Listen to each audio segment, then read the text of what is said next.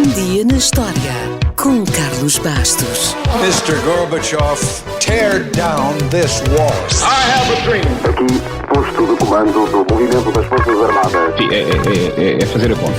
Houston, we have a problem. Yes, we can. And now for something completely different.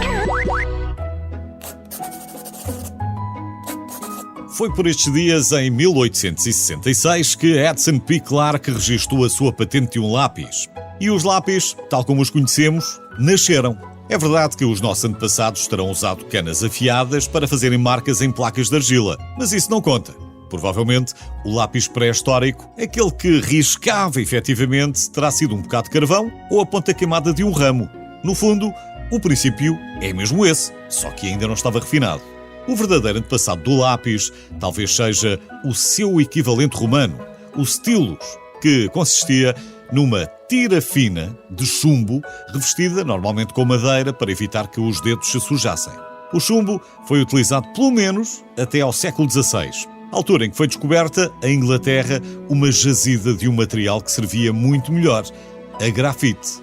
Mesmo assim, os lápis de chumbo só vieram a extinguir-se no século XX, quando se descobriu que o chumbo era tóxico.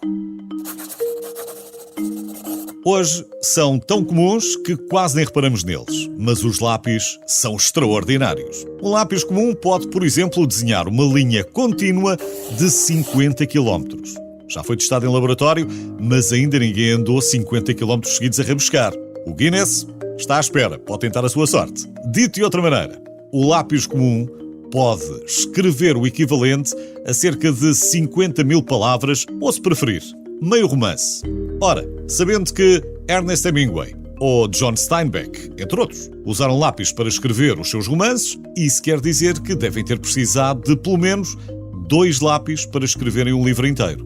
Curiosamente, a borracha na ponta do lápis apareceu logo em meados do século XIX, mal tinha começado a produção em série. O Sr. Lippmann viu o potencial da borracha e foi o responsável por essa inovação. É bom recordar que antes da borracha se usava o miolo do pão para apagar letras, números ou desenhos. O Sr. Lippmann pensou que a borracha era muito melhor e pensou bem.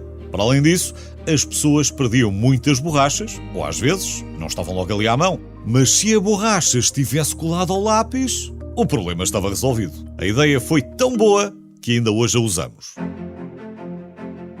Claro que não a usamos em todos os modelos, porque, afinal, há lápis para todos os gostos. Em média, todos os anos, são produzidos 15 mil milhões de lápis. Portanto, 2 lápis para cada ser humano.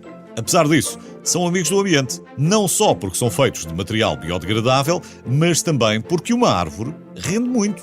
Uma árvore média pode produzir 300 mil lápis. Ou seja, se cada aluno em Portugal usasse só um lápis por ano, meia dúzia de árvores resolveu o problema. Claro que, se juntar os lápis de cor, a média sobe.